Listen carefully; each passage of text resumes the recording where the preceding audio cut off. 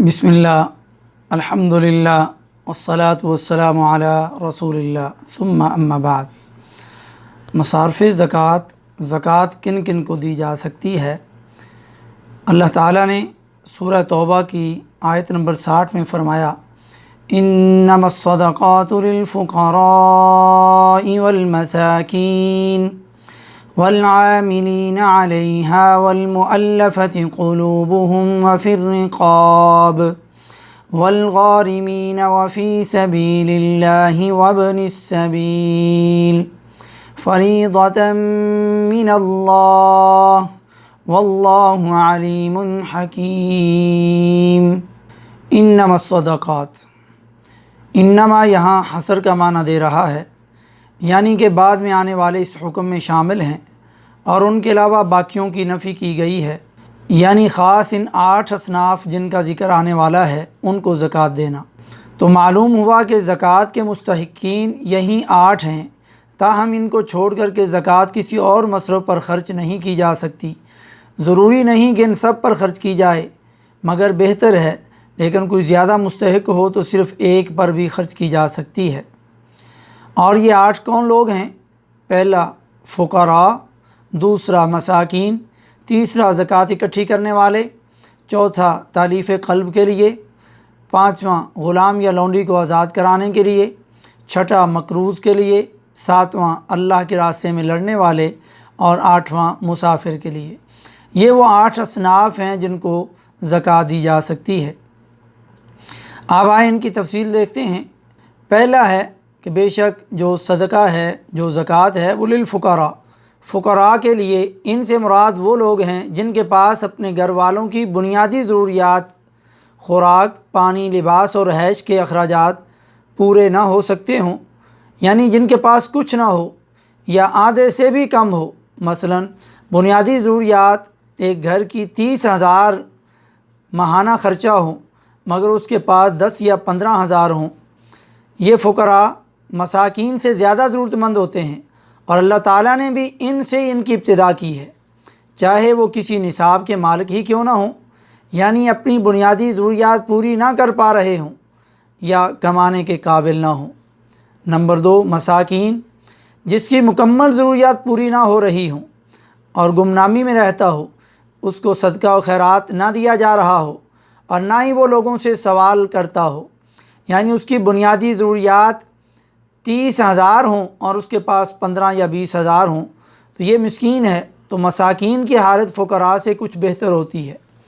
फ़कीर और मिस्कीन, यानी फ़कीर वो है जिसके पास या तो कुछ ना हो या आधे से भी कम हो। मसलन उसके पास माहाना जो उसका ख़र्चा है वो मसलन 30,000 है, लेकिन उसके पास 10,000 है या 5,000 है।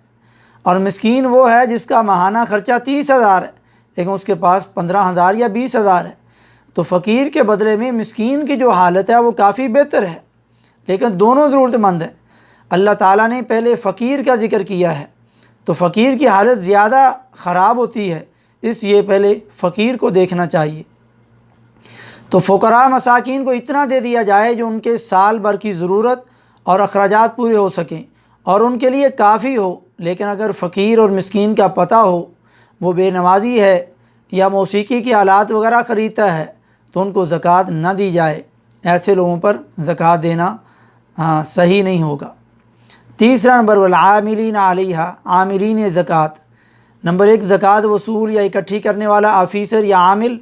नंबर 2 ज़कात का निगरान और मुंतज़िम यानी तहरीर करने वाला सेक्रेटरी। नंबर 3 इकट्ठी करके मुस्तहिक़ीन में तक़सीम करने वाला। इनको ज़कात से तनख़्वाह दी जा सकती है, चाहे वो अमीर ही क्यों ना हो।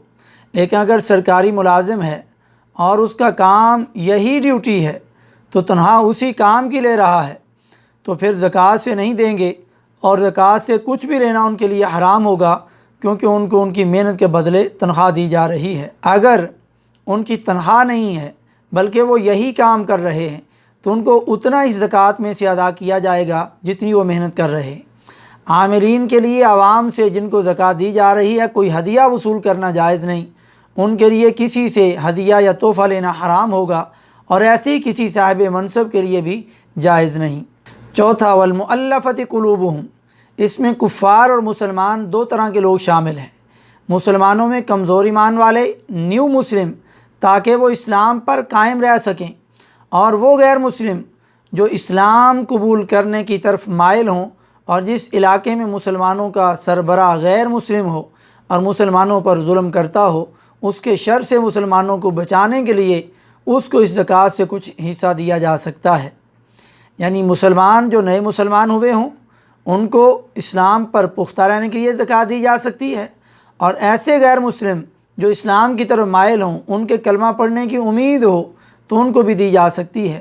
اور ایسا جو غیر مسلم ہے جو مسلمانوں کے علاقوں پر ظلم کرواتا ہے یا مسلمانوں پر شر پھیلاتا ہے، اس کے شر سے مسلمانوں کو یا اس علاقے کو بچانے کے لیے اس کو بھی زکوٰۃ میں سے کچھ حصہ دیا جا سکتا ہے تاکہ وہ مسلمانوں پر ظلم کم کرے۔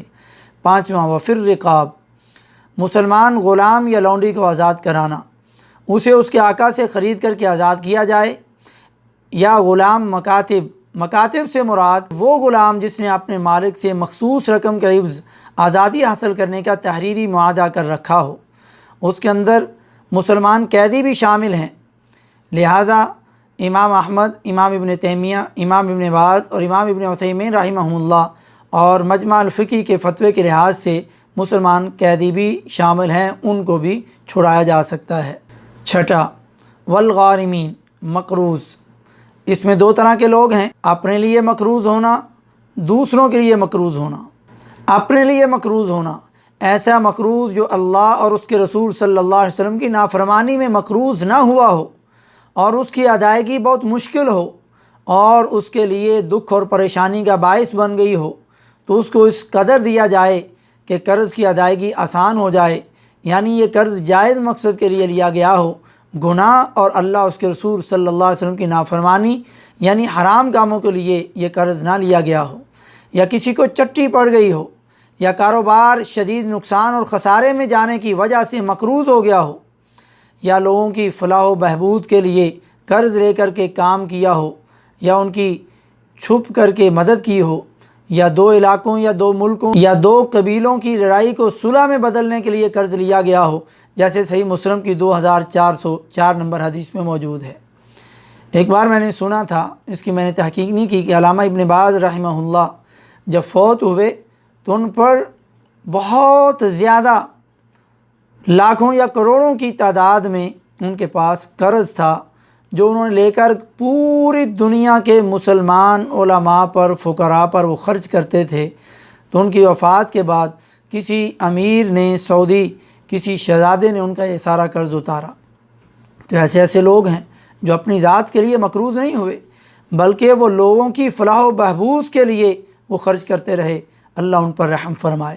ساتواں، وفی سبیل اللہ، سے مراد جہاد ہے، جہاد فی سبیل اللہ، اور یہی راجح اور زیادہ صحیح قول ہے، یعنی آلات حرب اور جہاد کا اسلحہ اور مجاہدین کی ضروریات کو پورا کرنے کے لیے خرچ کرنا۔